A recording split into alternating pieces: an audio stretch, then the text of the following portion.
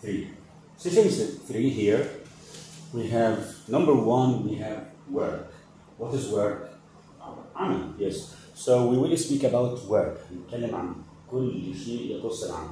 أو بالأخص النهارده ناخد حاجة اسمها imports and exports اللي هو الاستيراد والتصدير أو التصدير والاستيراد. Work. Hello, and he will say, hello sir, yeah, welcome to our office. مرحب بيه في المكتب بتاعه. يقول له welcome to our office. Hello sir, welcome to our office. And he said, thanks a million. يبقى لما يقول لي مثلا welcome to our office, we know thank you very much, thanks a million, thanks a lot, thanks a million. Tell me about the nature of your work. Tell me about the nature of your work, or tell me about your work. قول لي طبيعة شغلك ايه او انت بتشتغل ايه. Tell me about your work. Tell me about your work. So, and he said, we work in exporting and importing a lot of goods or some goods. We work in exporting and importing some goods. We work in, what is work in? بيعمل في exporting تصدير and importing واستيراد some goods بعض البضائع. So we work in exporting and importing some goods. Okay, and he said again, so what do you export? What do you export? Yes, so what do you export? And he said many things like tools, pipes, ceramics, tools, water mixers, and many other things. So many things like tools. What is tools? الأدوات. Pipes مواسير. طبعا tools حطيت قبلها electric tools يبقى أدوات كهربائية. Plumbing tools أدوات السباكة. Pipes مواسير. Yes. Ceramics اللي هي السيراميك. Yes. Plumbing tools أدوات السباكة. Water mixers خلاطات المية. Yes. And many others وحاجات تانية كتير. And he asked him a question here. So great, what do you import? Import بتستورد ايه? What do you import? What do you import? بتستورد ايه؟ قال له we import the same goods. What are the same goods? نفس البضائع. We import the same goods with different prices and offers. What is with different prices and offers? بعروض مختلفة وأسعار مختلفة. Prices and offers. So this is a very good conversation between A and B. A, عالي, for example, and B, passive or passive, whatever.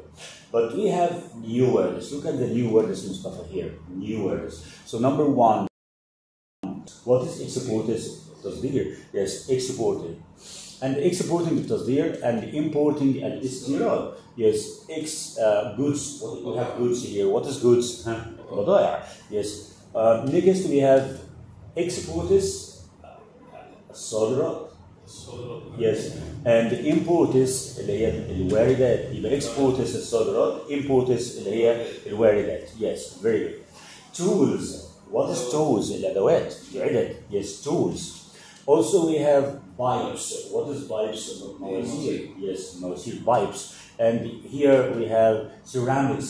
Ceramics, yes, ceramic. Yes, ceramic. Also we have mixers. خلاطات. Mixers اللي هي الخلاطات. Next we have different. What is different? مختلف. Different prices أسعار مختلفة. Different tools أدوات مختلفة. Different exports صادرات مختلفة. Different imports واردات مختلفة. Different pipes يعني مختلف المواسير. Okay. Different kinds of ceramics يبقى يعني أنواع متعددة من السيراميك. Yes, different مختلف. Also we have prices. What is the price? The price. What is the price of this mobile phone? يبقى سعر الموبايل فون ايه؟ يبقى different prices يبقى أسعار مختلفة. And different offers here. What is offers? يعني عروض مختلفة. Different prices and different offers. So this word is offers here. Okay, let's see the words again. We have exporting, importing, goods, exporters, importers, tools, pipes, ceramics, mixers, different prices, offers. Yes, are these words clear? واضحين? Next, let's move to asking for information. إزاي أطلب معلومات من حد معين. Asking for information. Information, what is information? إزاي أطلب معلومات من أنا قاعد مثلا رايح شركه ثانيه معينه بحيث ان انا عاوز اتعلم من الشركه ديت بيشتغلوا ازاي السيستم بتاعهم، فاضطر مثلا ان انا اروح ان انا اكلم زبون عادي خالص واطلب منهم طلبيه ماشي، بحيث ان انا اشوفهم تعاملهم ازاي، التسهيلات بتاعتهم بيقدموها ازاي للزبائن بتاعتهم، يعني زي ما يكون تيست كده انت بتعمله عشان تقارن حتى ايه الاسعار بينها وبين الشركه بتاعتك. So us asking for information طلب المعلومات. So here number one, could you give me all data about? Could you give me all data about? Data اللي هي البيانات. Could you give me ممكن تديني بيانات عن all ممكن تحط كلمة ممكن ما تحطهاش. Could you give me data about ممكن تقول لي معلومات عن كذا وكذا وكذا. يبقى could you give me data about ممكن تديني معلومات عن كذا وكذا وكذا. So what do you know about? What do you know about? تعرف ايه عن مثلا electric tools? Yes, what do you know about مثلا electric tools? يبقى what do you know about? يبقى number one, could you give me all data about? Number two, what do you know about? What do you know about? Next we have this, do you have any information about?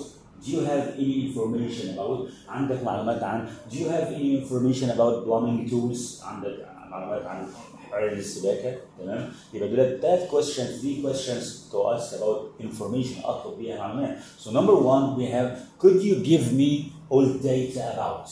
Number two, the second one, what do you know about? What do you know about? Number three, do you have any information about? Do you have any information about? Do you have any information about? Okay, yes. So this one is for asking for information, asking for information. The second part is طبعا انت يعني you provided with information، زودته بالبيانات وبالمعلومات وبعد كده هو طلب المزيد، يعني حاسس ان انت لسه ما قلتوش كل حاجه فبيقول ايه asking for more details. What is details؟ يعني تفاصيل اكتر. So what is details؟ تفاصيل اكتر. Yes. So asking for more details لما يجي اطلب تفاصيل اكتر هقول له ازاي؟ Look at this. Could you add please؟ Could you add ممكن add. What is add؟ يعني زيادة تزود. Could you add ممكن تزود لي أكتر. Could you add؟ Yes. Could you add please؟ Okay. The second one is number two. Could you give me more details؟ تديني معلومات أكتر. Could you give me more details؟ What is more؟ يعني أزيد. Details يعني معلومات أزيد من اللي أنت قلته. Could you give me more details please؟ طبعا أحط بعدها كلمة please عشان يبقى الطلب بتاعي أكثر تأدبا شوية. So could you add please؟ Could you give me or could you give us more details please؟ ممكن تدينا أكثر بيانات لو سمحت. So the next one is what else please؟ إيه تاني لو سمحت؟ What else؟ What else أسألهم؟ What else يعني ماذا أيضا؟ في إيه أيضا تاني؟ Please. So here let's feedback أراجع السلايد دي تاني. So this is asking for information. Asking for information إزاي أطلب معلومات. Number one we have could you give me all data about مثلا plumbing tools, about electric tools, about tools in general. What do you know about? What do you know about shipping؟ تعرف ايه عن الشيبنج؟ يعني خدنا المرة اللي فاتت كلمة shipping اللي هي الشحن، صح؟ So what do you know about shipping? Yes. Also we can say do you have any information about? Do you have any information about shipping? Do you have any information about exporting goods, importing goods وهكذا? Do you know any information about the price? Price اللي هو السعر أو الثمن. Do you know any information about more offers؟ يعني عروض ثانية أزيد. يبقى could you أو do you know or do you have any information about معلومات إضافية عن. يبقى الثلاثة دول كلهم استخدمتهم في إيه؟ To ask for information. What is asking for information؟ طلب المعلومات. Yes. So asking for information. The second one here is asking for more details. What is more details؟ يعني معلومات أكثر زيادة أو إضافية أكثر من كده. So asking for more information. Number one, could you add? Could you add تزود لو سمحت. Could you add please? Next, could you give us more details? What is more details؟ يعني معلومات أكثر إضافة. Yes, more details. And the next one is what else please?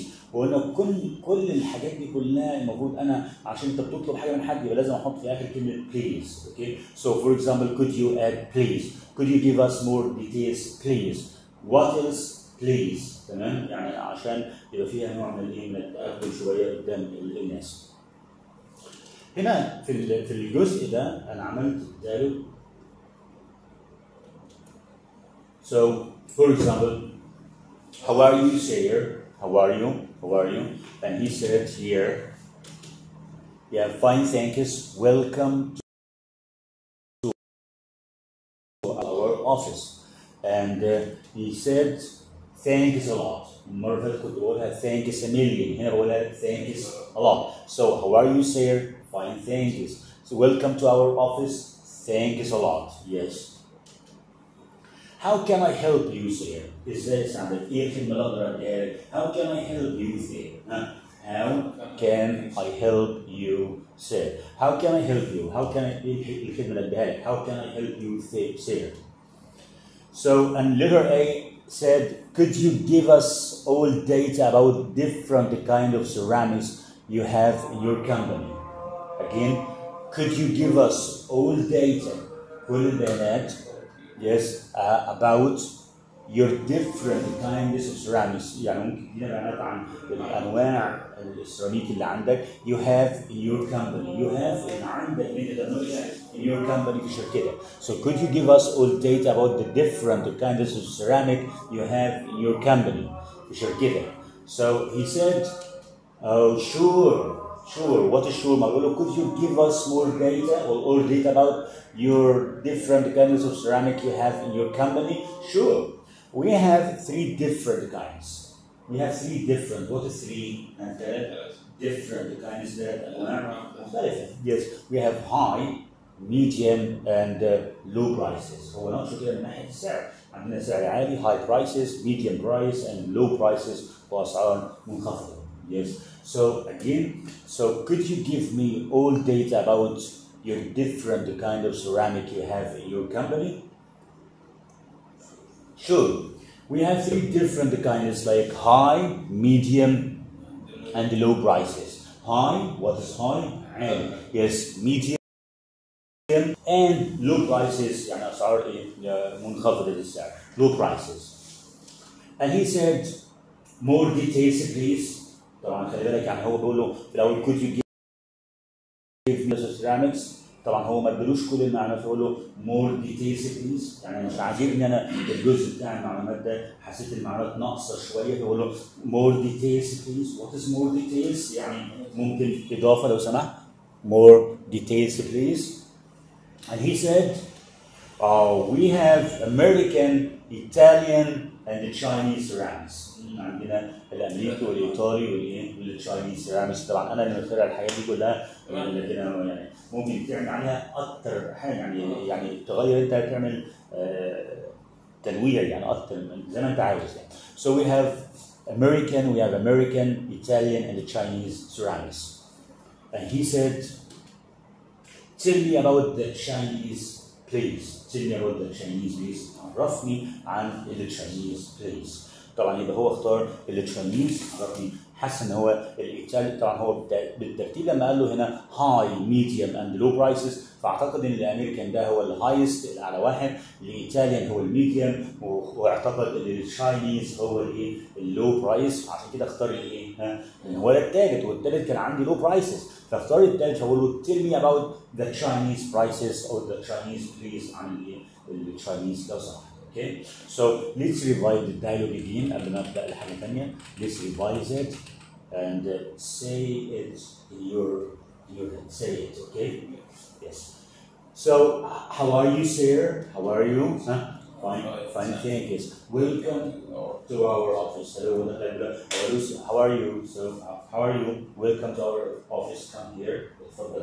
Yes, have a seat. Put the on here. Have a seat. And he said, thanks a lot.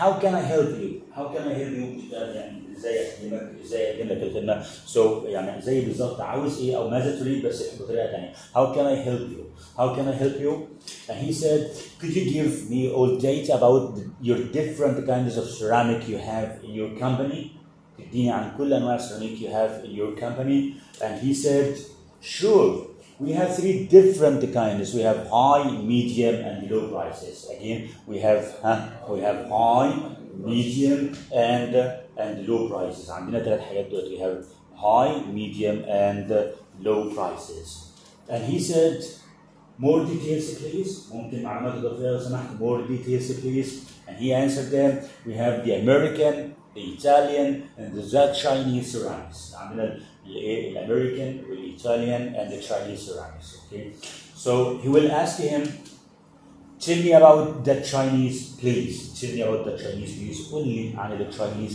لو سمحت tell me about the Chinese please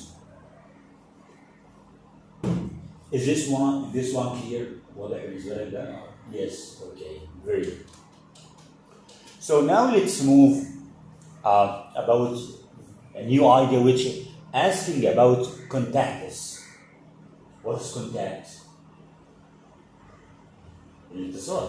أتواصل معك إزاي؟ خلاص هم الاثنين اتفقوا على حاجة معينة إزاي يتواصلوا مع بعض. So how can they contact each other? What is contact؟ يعني يتواصلوا مع بعضهم البعض. So how can they contact? Contact like telephone number, like address, like email address. fax machine if you have a fax number لو عندك fax number يبقى ليك fax number. عندي حاجه في الادوات الكهربائيه اسمها كونتاكت. كموصلات. الموصلات الكهرباء. هي اصلا معناها موصلات. Okay, so asking about contacts, how can we contact? So here we have four things. Number one. Could I contact you هو يقول لك كده could I contact you ممكن أتواصل معاك could I contact you at the agency later on فيما بعد يبقى could I contact you ممكن أتصل عليك في المؤسسة بتاعتك in your company in the company yes later on what is later on يعني فيما بعد yes this one could I contact you وده الاكزامبل بتاع الانسان عني. So could I contact you at the agency later on? What is later on? فيما بعد. So number two, the second one is how do I get in touch with you? How do I get in touch with you? How ازاي كيف do I get in touch يعني يتواصل معك. get in touch يعني يتواصل touch معناها لمس اصلا so get in touch يعني يتواصل يعني. So how do I get in touch with you? So how do I get in touch with you if I have a problem with the system? خلاص يعني احنا خلاص اتفقنا وعملنا كل حاجه مع بعض بس انا بتصل عليك لقيت الموبايل فون بتاعك مقفول صح؟ طب انا خلاص كده انا كل شويه اقطع المسافه دي عشان اجي لك طيب نشوف حاجه غير الموبايل فون. يس فما ينفعش.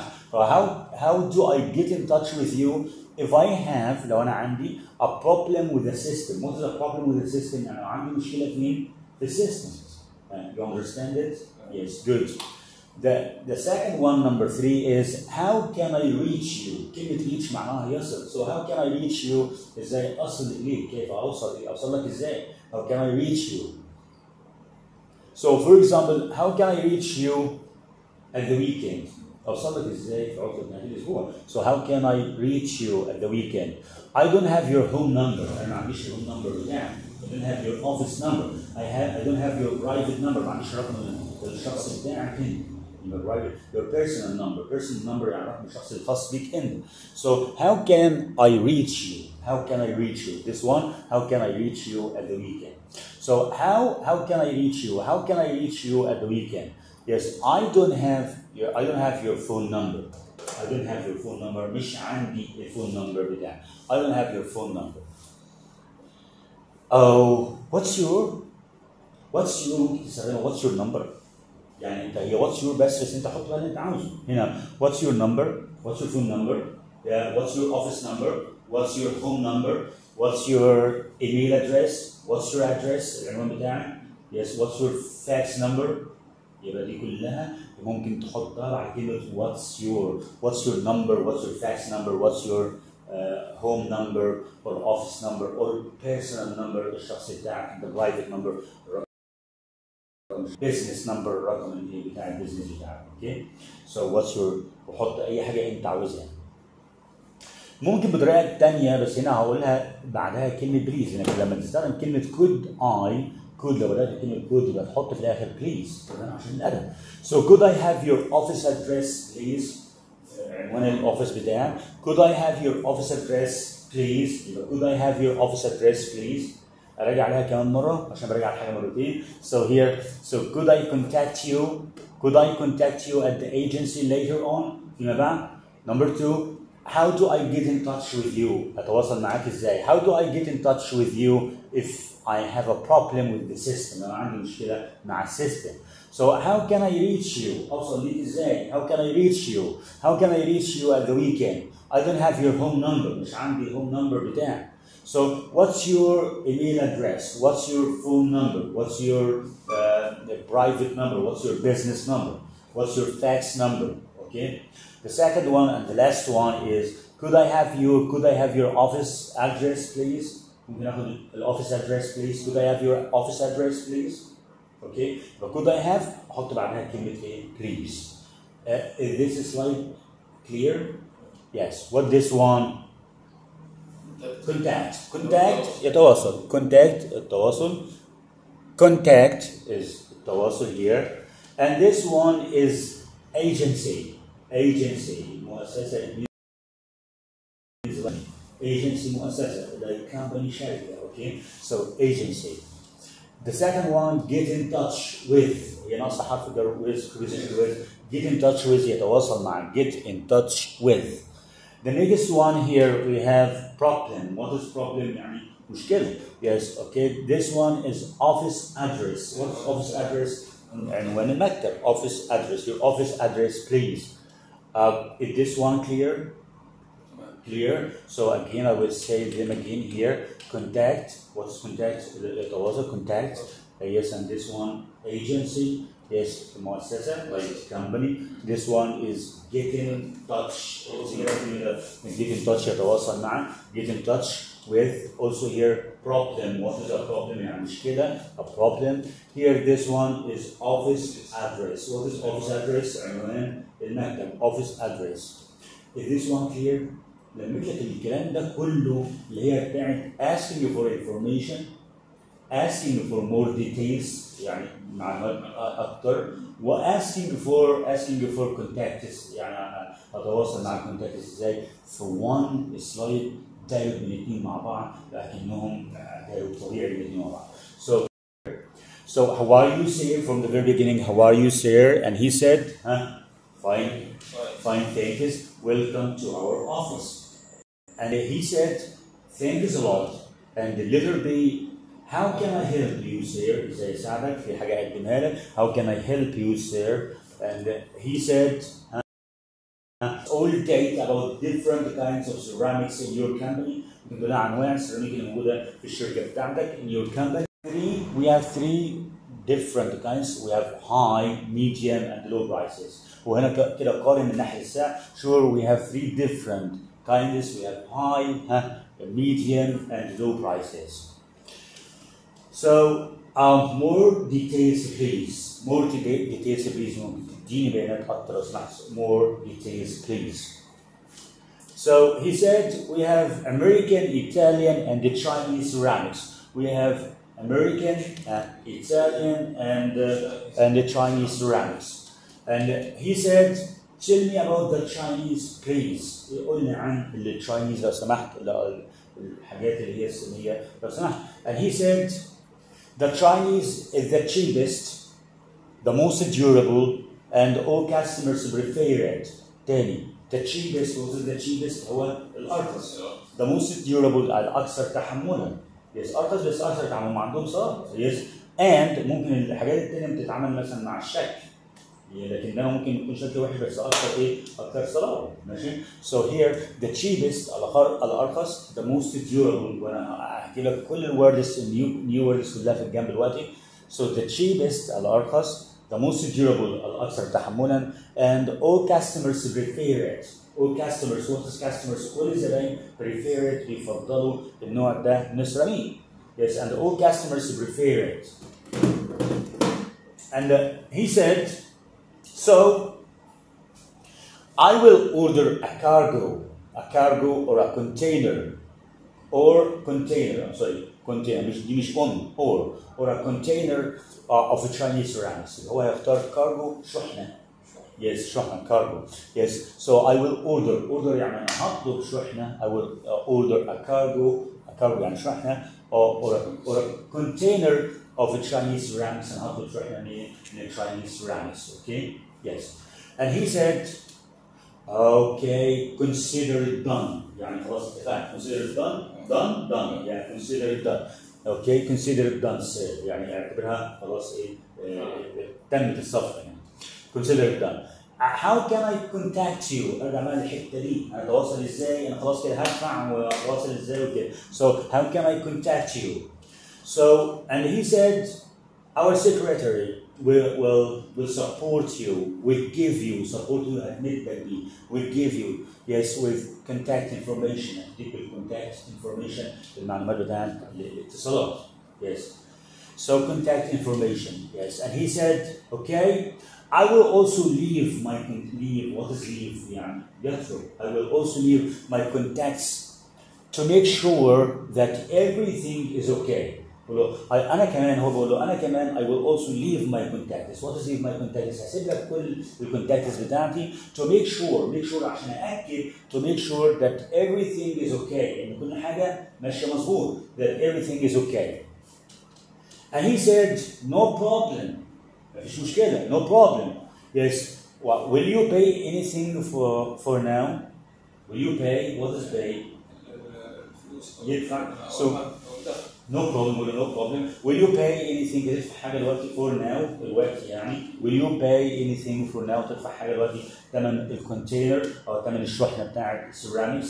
Yes, will you pay anything for now? And he said, sure, I will pay half of the amount أو نص الامount الكمية. What is half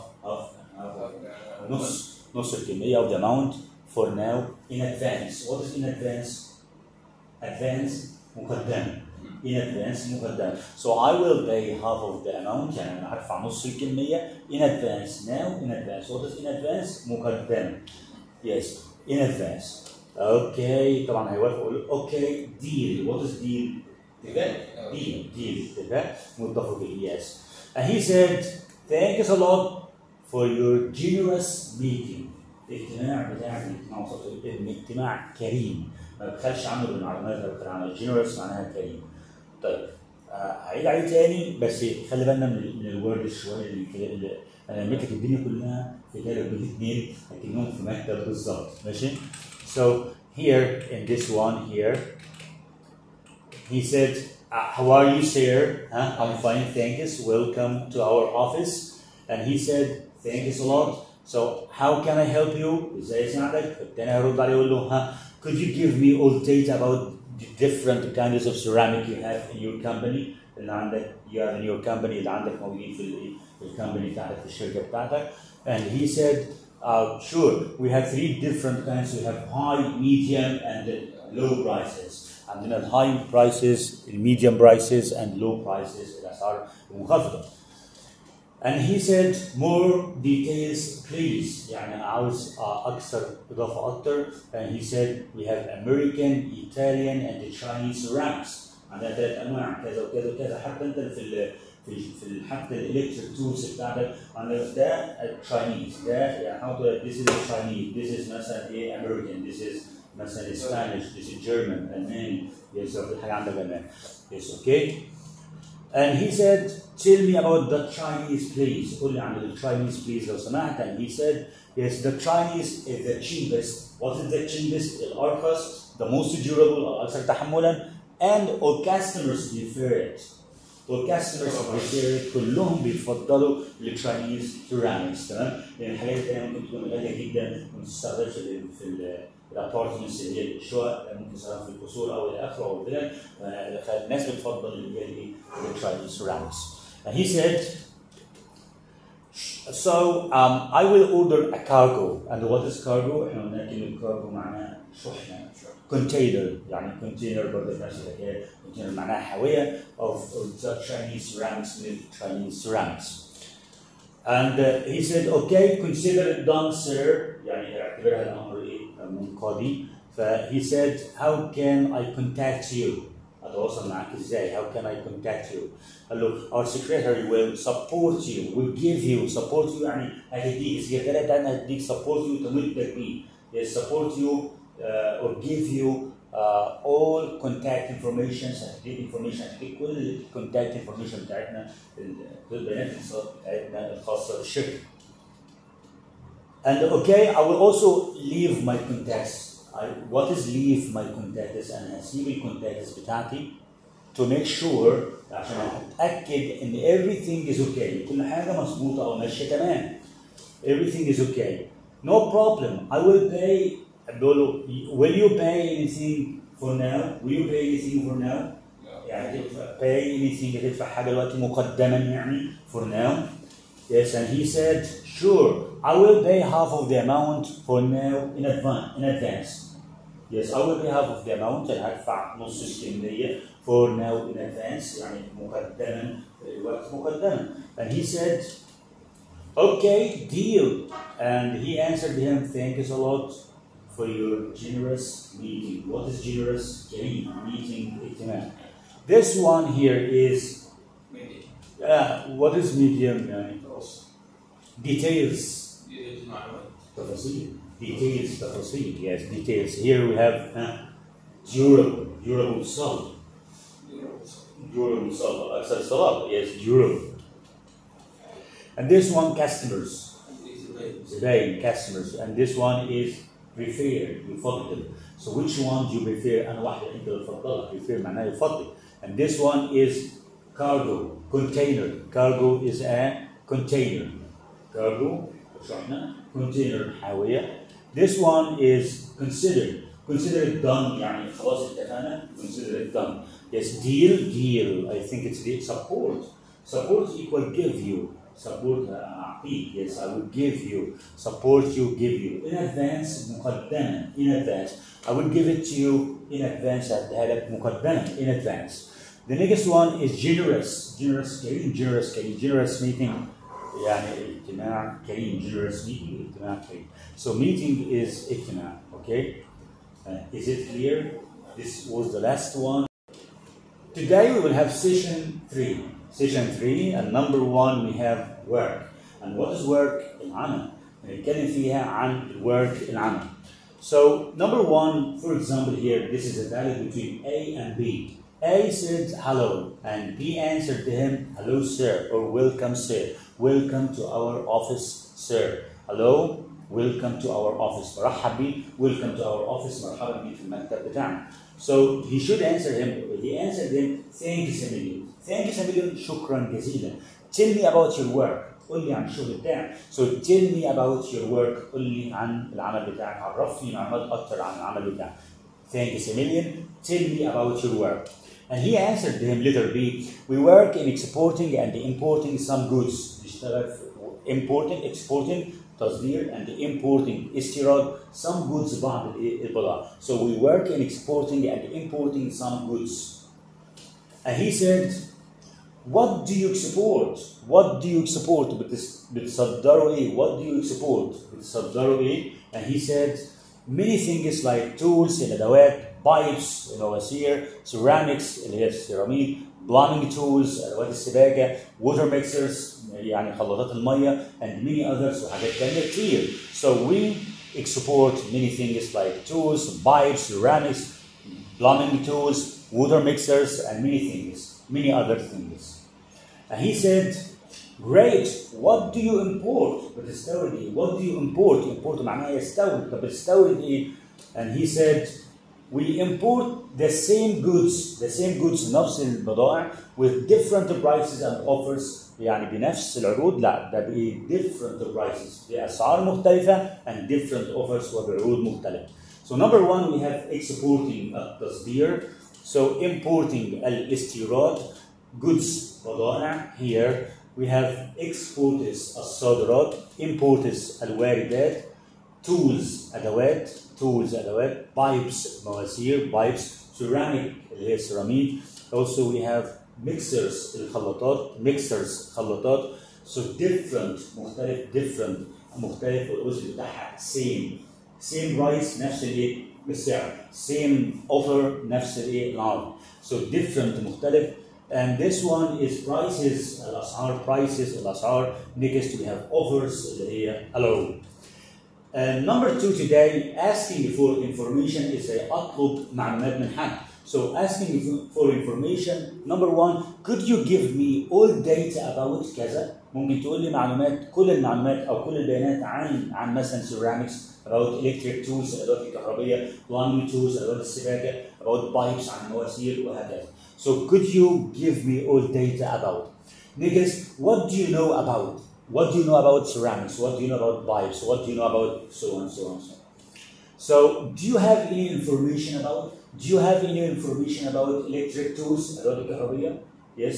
So, number 1, could you give me all data about? What do you know about? Do you know any information about? So, this is asking for information. Asking for more details. طبعا لو أنا عاوز أزود معلومات أو بيانات أكثر إضافة. We can say, for example here, could you add؟ ممكن تضيف لي معلومات. Could you add please؟ أحط please في الآخر عشان ده طلب بأدب. Could you add please؟ Could you give us more details please؟ تديني معلومات أكثر please لو سمحت. Also we can say what please تقدر تضيفه لي. So what else please؟ So this is another dialogue between two people, A and B. A said, "How are you, sir?" And he answered him, "Fine, thanks. Welcome to our office. مرحبا بك في المكتب بتاعنا." So and he said, "Thanks a lot. شكرا جزيلا. Thanks a lot." Then how can I help you, sir? إزاي أساعدك لو سمحت? So how can I help you, sir? And he said, "Could you give me all data about different kinds of ceramic you have in your company?" يعني ممكن تقول لي عن الانواع المختلفه من السيراميكس you have in your company اللي عندك في الشركه بتاعتك. And he said, sure, we have 3 different kinds of ceramic. We have 3 different kinds, high, medium, and low prices. عندنا high prices, medium prices, and low prices. عندنا سعر عالي وسعر منخفض وسعر متوسط السعر. So these are 3 different kinds of prices. انواع مختلفه من الاسعار. More details please. طبعا طلب معلومات اكتر فيقولوا more details please لو سمحتوا معلومات افضل اكتر من كده. And he said we have American, Italian and the Chinese ceramics. عندنا 3 حاجات American, Italian and the Chinese ceramics with Chinese ceramics. So he said tell me more about the Chinese ceramic please. So tell me about the Chinese please. قول لي معلومات اكتر على النوع اللي هو الصيني لو سمحت. So, in the second one here, we have asking about contacts. So, remember كلمة contacts اللي هي الاتصال تتواصل معاه ازاي لو الشحنة تمت أو الاتفاقية اللي بيننا تمت. So, asking about contacts ازاي أسأل عن الاتصالات أو التواصل. Number 1, we have could I contact you؟ هل لي أن أتواصل معك؟ Could I contact you at the agency later on؟ ممكن أتواصل بعد كده معاك. Agency قلنا كلمة agency معناها مؤسسة أو شركة. Yes. Number 2, how do I get in touch with you? Get in touch يعني أتواصل مع. How do I get in touch with you? إزاي أتواصل معاك? How do I get in touch with you if I have a problem with the system؟ لو أنا عندي مشكلة في السيستم بتاعي. If I have a problem with the system، عندي مشكلة في السيستم، إزاي أتواصل معاك؟ So how can I reach you؟ كلمة reach معناها يصل. So how can I reach you؟ إزاي أصل ليك؟ يعني أوصل ليك إزاي؟ How can I reach you at the weekend؟ في نهاية الأسبوع. I don't have your home number. يعني مش معايا الهوم نمبر بتاعك. I don't have your home number. What's your طبعا قلت لك what's your ما كذا دي بتستخدم في حاجات كتيرة. What's your number؟ What's your home number؟ What's your phone number؟ What's your cell phone number؟ What's your email address؟ What is your email؟ What's your personal number? What's your private number? What's your business number? حط بقى أي حاجة مع كلمة what's your. So the last one is could I have your office address please؟ ممكن آخذ عنوان المكتب بتاعك لو سمحت. Could I have your office please؟ So here we have number one, the word is contact. Number اللي هو طبعا التواصل contact يتواصل. Also we have agency. Agency is company, it's something like company. Also we have get in touch. يتواصل مع get in touch with someone. يتواصل مع شخص ما. The next we have problem مشكلة problem. Next we have office address. Office address يعني عنوان الايه؟ المكتب. Office address. This is the last word اللي هي office address. طيب لمينا ده كله في one conversation محادثة كاملة وجميلة جدا. لميت الموضوع كله في محادثة واحدة من A و B. Number one here, hi or how are you sir? And he said, fine thanks, welcome to our office. طبعا أول حاجة تتقال لما حد يدخل المكتب عندك welcome to our office, have a seat. Welcome to our office, have a seat. تفضل الجلوس, have a seat. And he said, thanks a lot, thanks a lot. And then he said, how can I help you? How can I help you? So, and he answered to him, yeah, could you give me all data about your different kinds of ceramics in your company? ممكن تقول لي كل المعلومات عن different kinds of ceramic in your company, عن السيراميك اللي موجود في الشركة عندك. And he said, sure, we have three different kinds. We have high, medium, and low prices. عندنا high prices, medium prices, and low prices. والأسعار المنخفضة عندنا في الشركة. Letter A, more details please. قولي لو سمحت more details please يعني تفاصيل أكتر من كده. More details please. And he said we have the American, the Italian, and the Chinese ceramics. عندنا النوع اللي هو الأمريكان, the Italian, and the Chinese ceramics. السيراميك الإيطالي والأمريكان والتشاينيز والصيني. And he said, tell me about the Chinese, please. Tell me about قول لي عن the Chinese, please. عن الصيني لو سمحت. And he said, the Chinese is the cheapest. What is the cheapest? الأرخص. The cheapest. The most durable. الأكثر تحملا. And all customers prefer it. All customers, what is customers? كل الزبائن prefer it. What is prefer? بيفضلوا النوع ده من السيراميك. Yes. Durable, the most durable انها اكثر ثبات. So I will order a cargo. Order معناها يعني انا هطلب cargo معناها شحنه او ممكن تشيل كلمه cargo وتحط لها كلمه container of Chinese ceramics. هطلب شحنه من الايه او كونتينر حاويه من التشاينيز ceramics من الايه سيراميك الصيني. And he said, okay, consider it done, sir. خلاص اعتبر الايه الموضوع منتهي. Consider it done, sir. And he said, how can I contact you? How can I contact you? ازاي اقدر اعمل معاك contact اتواصل معك? How can I contact you? And he said, our secretary will support you with all the contact information. Support you will give you. Yes, السكرتارية هتديك. Support you will give you. Yes, all contact information. هتديك كل المعلومات بتاعت الاتصال اللي انت عاوزها. And he said, okay, I will also leave my contacts to make sure that everything is okay. I will also leave my contacts and أسيب برضه my contacts الاتصالات بتاعتي to make sure عشان أتأكد that everything is okay إن كل حاجة مظبوطة. And he said, no problem. Well, will you pay anything for now? Will you pay anything for now? هتدفع حاجة دلوقتي مقدمة. Will you pay anything for now? And he said, sure, I will pay half of the amount for now in advance. And I will pay half of the amount in advance for now. هدفع نص الحاجة دي مقدما دلوقتي يعني. And he said, okay, deal. What is deal? اتفاق. تمام. Thanks a lot for your generous meeting. شكرا على اجتماعك الغني ده أو الثري ده أو الكريم ده. So here the new words we have medium, متوسط. We have details, تفاصيل, تفاصيل. This word is durable solid. Durable ceramics, ceramic نوع من النوع اللي هي الصلب يعني. شديد الصلب. So this one is customers الزباين. This one is prefer يفضل. I prefer كذا. This one is cargo. شحنة cargo. Container حاوية. حاوية. Consider يعني يعتبر. Consider it done يعتبر الموضوع منتهي. Consider it done. The next one is support. support you هتمدك بيه support you with all information هتمدك بكل الانفورميشن اللي انت عاوزها. This one is in advance مقدمة. I will take half of the money هاخد نص الفلوس in advance. What is in advance؟ مقدمة. In advance. The next one is generous. كريم. What is generous؟ كريم generous كريم. Generous meaning يبقى اجتماع كريم في الحوار بتاعك او كريم حتى في ان انت ما خدتش عليه معلومة كويسة تقولها. So this is for today. Thanks a lot.